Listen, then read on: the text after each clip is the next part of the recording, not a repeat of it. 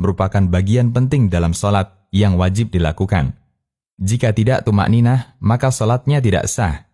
Di antara dalil yang menunjukkan wajibnya tumakninah, pertama, suatu ketika ada seseorang yang masuk masjid kemudian sholat 2 rakaat. Seusai sholat, orang ini menghampiri Nabi SAW yang saat itu berada di masjid. Ternyata Nabi menyuruh orang ini untuk mengulangi sholatnya.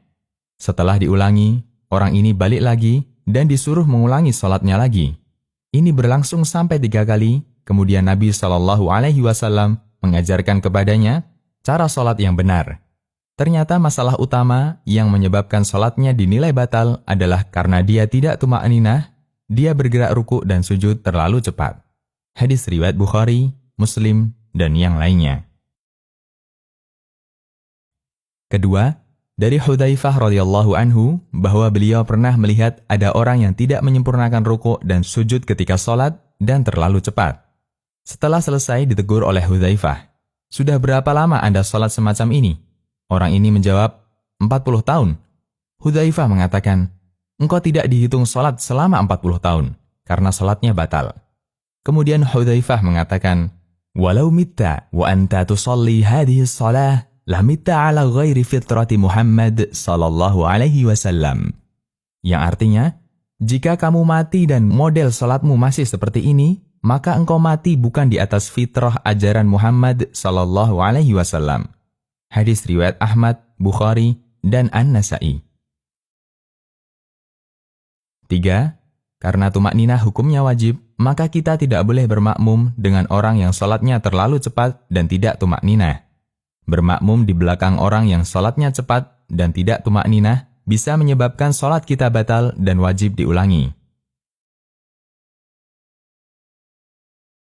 4. Jika secara tidak sengaja kita mendapatkan imam yang gerakannya terlalu cepat, maka kita harus memisahkan diri dari jamaah dan sholat sendirian.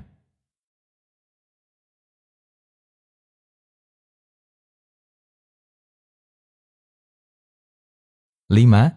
Orang yang terlalu cepat sholatnya sehingga tidak tumakninah disebut oleh Nabi SAW sebagai orang yang mencuri ketika sholat.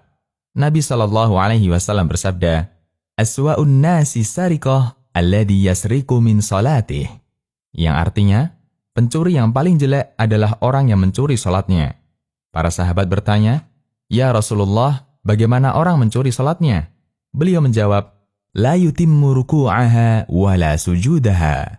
Yang artinya, dia tidak menyempurnakan ruku' dan sujudnya. Hadis riwayat Ibnu Abi Syaibah, Tabrani, Hakim, dan disahihkan Adz-Dzahabi. 6. Kita diajarkan untuk saling mengingatkan agar sholat kita sempurna. Karena itu, jika kita menjumpai ada orang yang sholatnya tidak tumakninah, maka kita harus mengingatkannya sebagaimana yang dilakukan Nabi SAW dan para sahabat. Karena jika dibiarkan, sholat yang dia kerjakan bisa berstatus batal. Demikian, semoga Allah memudahkan kita untuk menjaga sikap tumakninah dalam sholat.